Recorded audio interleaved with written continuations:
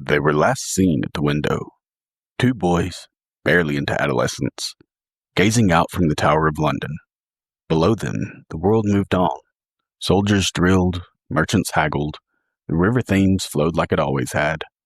But within those cold, ancient walls, time stopped. After that final glimpse, they were never seen again. No shouts, no struggles, no blood on the floor, just absence. For centuries, the silence has lingered like a mist over Thames, and the question has never left. What happened to the princes in the tower? Welcome back to Legends May Live, where we explore the strange, the mysterious, and the eerie.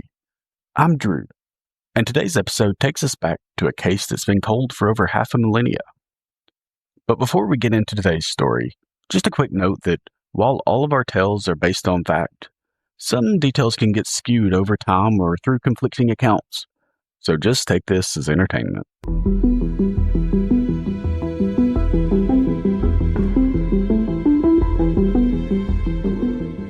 Our story begins in the spring of 1483.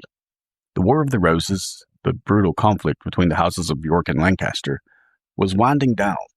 The House of York, known as the White Rose, had prevailed, and it seemed like peace had finally begun. King Edward IV, a charismatic and battle-hardened man, sat on the throne. He had fought for it, killed for it, and earned the crown through blood and cunning. But for all his efforts, there were some things he couldn't conquer with the sword. On April 9th, at just 40 years old, Edward IV collapsed. Some said he had pneumonia, others whispered that he was poisoned. But either way, the king was dead. And with him died any illusion of stability. His son Edward, Prince of Wales, was only 12, so he was too young to rule alone. Still, he was to be crowned King Edward V, and his uncle, Richard, Duke of Gloucester, was named Protector of the Realm. Richard was a loyal and thoughtful man. He was the quiet guy. At least, that's how the chronicles first described him. But history has a strange habit of revealing the hidden pieces to those stories. And sometimes, loyalty is a mask.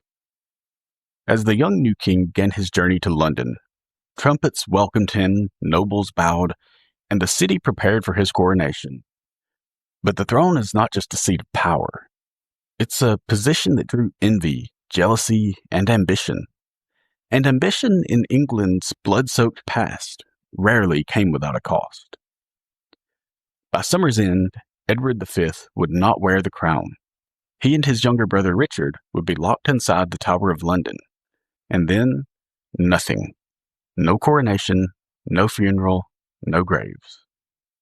In 1674, nearly 200 years later, two small skeletons would be discovered beneath a staircase in the tower. The bones of children. Were they the princes? Was this the final resting place of the two boys stolen by history? Or was this just another piece of a lie, too old to untangle? Before they became legends, they were just boys. Edward was 12, already tall for his age, with the serious expression of someone who knew too much too young. He had the eyes of his father, sharp, calculating, but he had his mother's softness too, a gentleness that hadn't yet been scraped away by politics or war. His brother Richard, the Duke of York, named after their uncle, he was a curious, playful, loving young little boy. And like most little brothers, he followed Edward everywhere he went, wanting to do everything Edward did. From birth, the boys had an unusual story. Their parents were King Edward IV and Elizabeth Woodville. What was strange wasn't that they were sons of the king, but that their mother was a widowed commoner when King Edward married her, which was incredibly controversial for the time. But as a result, the Woodville family rose in status quickly. They gained titles, influence, and enemies as well. To a lot of the older nobility, they just saw them as greedy and ambitious social climbers that were a threat to their own power. And when Edward IV died, those enemies stirred. With the king's death being so sudden, rumors spread fast, with a lot of people sure that he had been poisoned. But others thought that it was just his lifestyle, that he had Too much food, too much wine, too many battles, and that ultimately wore him down. Still, others thought it was just a sudden sickness like pneumonia. Either way, the throne was empty, and the 12-year-old prince became King Edward V, at least in title. But England had seen what child kings could become. Figureheads, pawns, just the face of hidden corruption.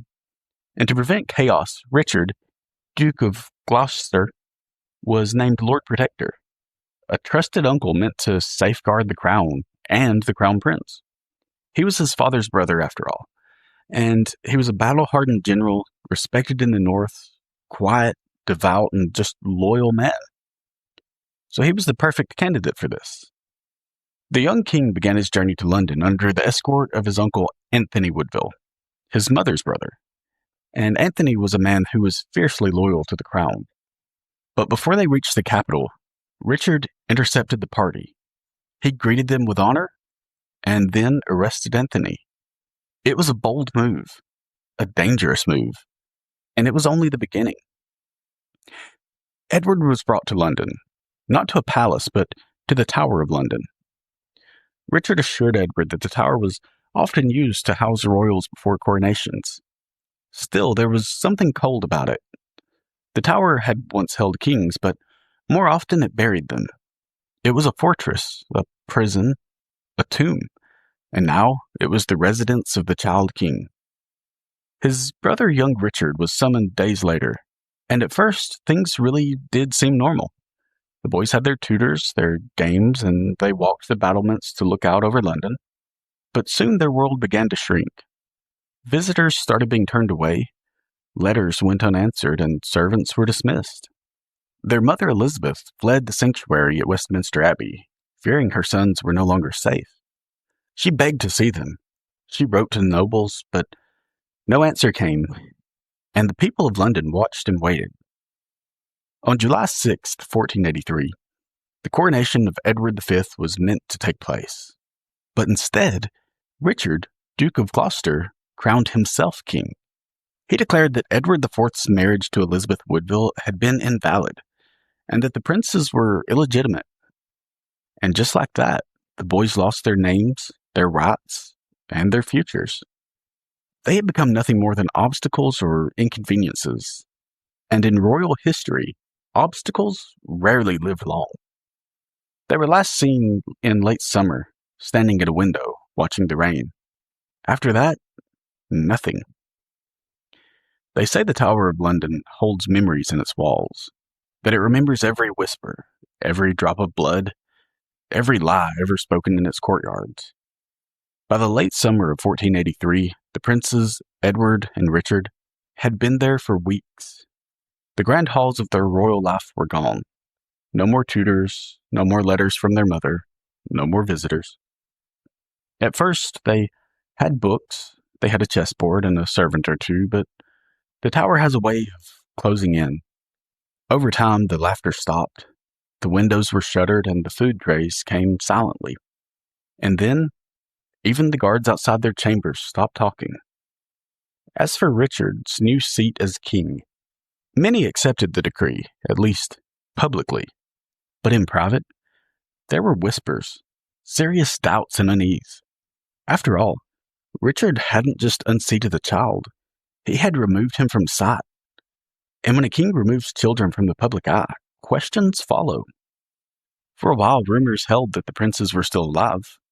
A few guards claimed to have seen them walking in the garden, always together. A cook mentioned 2 extra plates being delivered daily. One servant reported hearing voices, soft and solemn, from behind the thick oak door. But one by one, those witnesses disappeared. Some were reassigned, others simply vanished, and their names were never recorded again. Then, in September, any reports of sightings stopped altogether. There were no more trays and no more silhouettes at the windows. Historian Sir Thomas More, writing decades later, described the final hours of the princes in chilling detail. According to him, 2 men, light of body and heavy of conscience, entered the bedroom chamber at night, smothered the boys in their sleep, and buried them at the foot of the staircase. No one knows his source, but some say he heard it at court. Others believe he just made it up. But even if he did, why did his account feel so plausible? Why did the silence fit so neatly? Richard III never acknowledged their deaths. He never announced a burial or declared a cause, or really even ever admitted that they were even missing. He just sort of pretended they never existed. He ruled, he reconstructed the court, he fought rebellions. All the while, 2 rooms in the tower remained closed and those names were never spoken again. The people of England began to murmur. They didn't need a body to understand the truth. Children do not disappear in silence, not in castles or towers under heavy guard unless someone powerful wants them to. By fall, the rumors had grown into full force. Some whispered that the boys had fallen ill. Others said that they had been moved to a secret monastery. A few believed that they had been smuggled out of England entirely, but for the most obvious answer was that they had been murdered. And the obvious suspect was King Richard III. As Lord Protector, he had full access to the tower, full authority over the princes, and the most to gain. When he declared them illegitimate, removing them from the line of succession, he didn't just change their titles, he erased their future.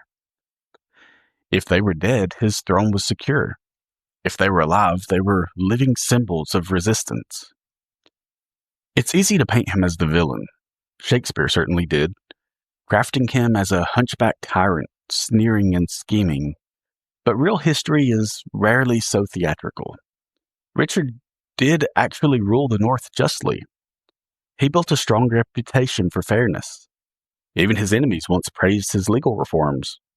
So, why would he kill 2 children? Some historians argue it wasn't ambition, it was fear. Richard had already seized the crown. Rebellions were beginning to stir. The Woodville family, Edward and Richard's maternal relatives, were powerful and vengeful. Keeping the princes alive may have seemed more dangerous to him than killing them. And once the silence started, admitting the truth could have destroyed him. So he remained silent, and silence became his legacy. Then there's Henry Stafford, Duke of Buckingham. He was Richard's right-hand man during the coup, a man who supported the move to declare the princes illegitimate. He was a man with royal blood himself, as well as a volatile temper. Some believe that Buckingham may have acted on his own, that maybe he saw the boys as a liability, even to Richard, and maybe he thought that eliminating them would secure his favor with the new king. But the twist, shortly after the boys vanished, Buckingham rebelled. Was it guilt, ambition, or did Richard discover what he had done and turn on him? Either way, Buckingham's rebellion failed. He was captured and executed without a full trial. His secrets, if he had any, died with him. Ironically, the man who defeated Richard III may also have had motive. Henry Tudor, the future Henry VII, was living in exile in Brittany. His claim to the throne was thin and his support was shaky. But after the princes vanished, his path cleared. With no rivals and no true heirs, there was just a silence he could exploit. And he did. When he took the crown in 1485, he married Elizabeth of York, the prince's sister, uniting the houses of York and Lancaster. But here's the chilling part. Henry outlawed any discussion of the princes. He destroyed the Titulus Regius, the document that declared them illegitimate, and he never investigated their disappearances. But why? Perhaps he already knew what happened, or maybe he feared what might be found. There are those who refuse to accept that the princes were murdered at all. Some believe that the boys were smuggled out, to Flanders, to France, or even to Ireland. In the late 1490s, a man named Perkin Warbeck appeared in Europe, claiming to be Richard, Duke of York, the younger of the 2 princes.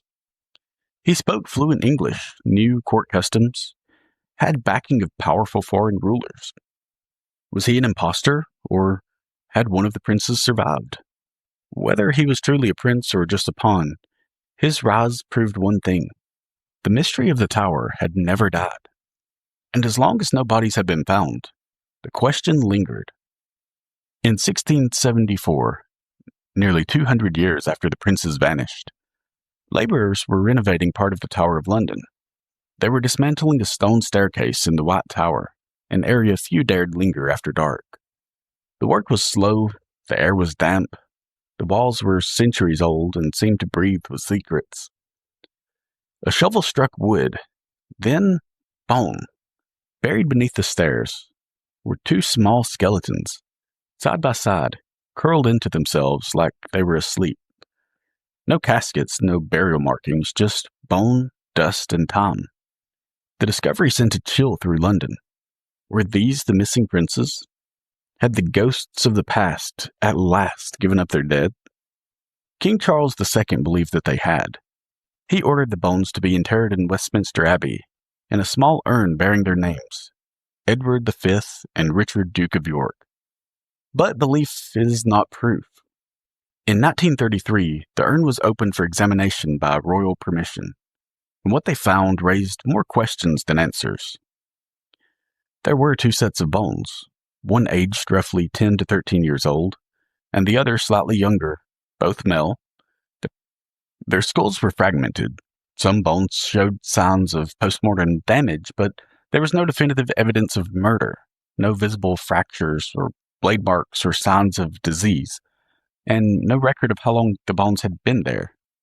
Worse still, the remains were commingled with animal bones, chicken and pig, likely waste from a nearby kitchen. But were these royal remains or just a coincidence buried beneath a busy medieval stairwell? No DNA testing was done.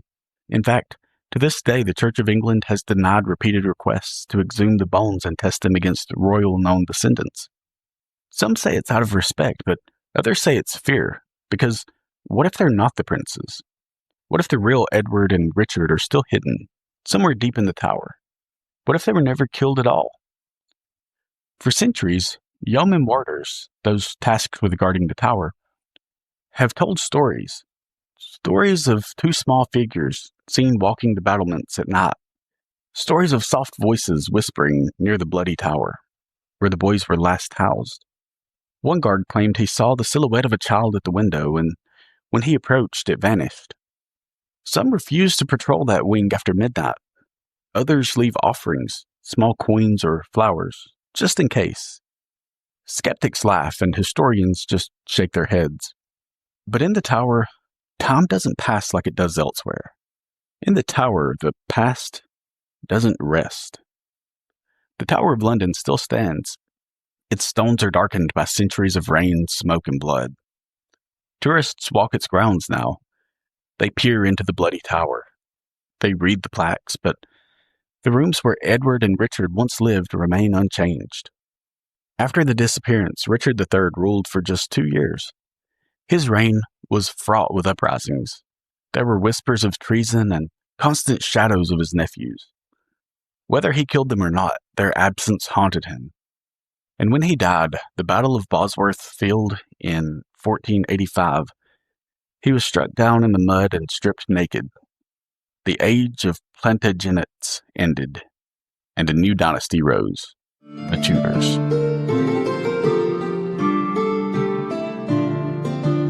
Henry VII, the first Tudor king, had everything to gain from the prince's disappearance. He married their sister, Elizabeth of York, uniting the warring houses of Lancaster and York, but he also buried their memory.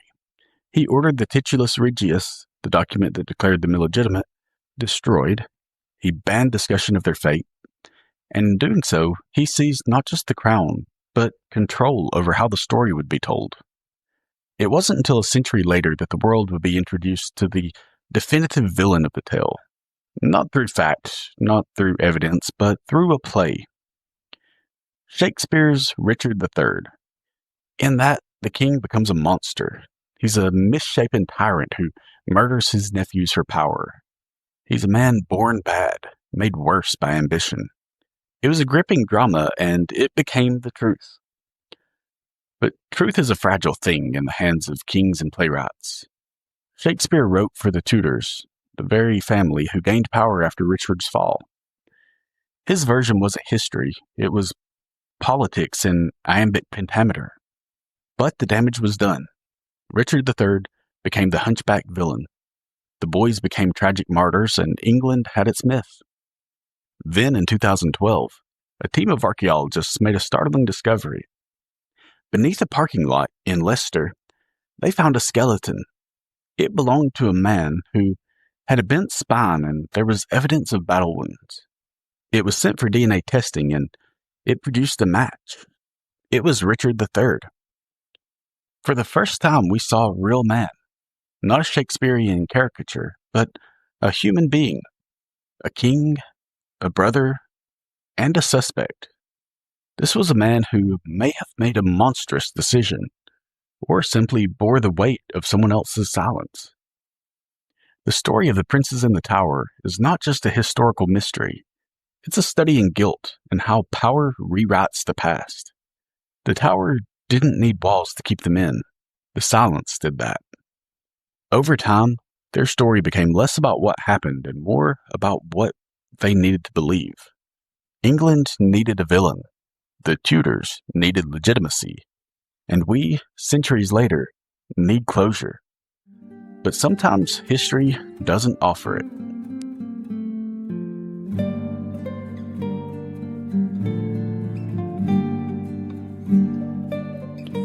That's it for today's episode. If you enjoyed the story, please leave us a like, follow, and share it with a friend.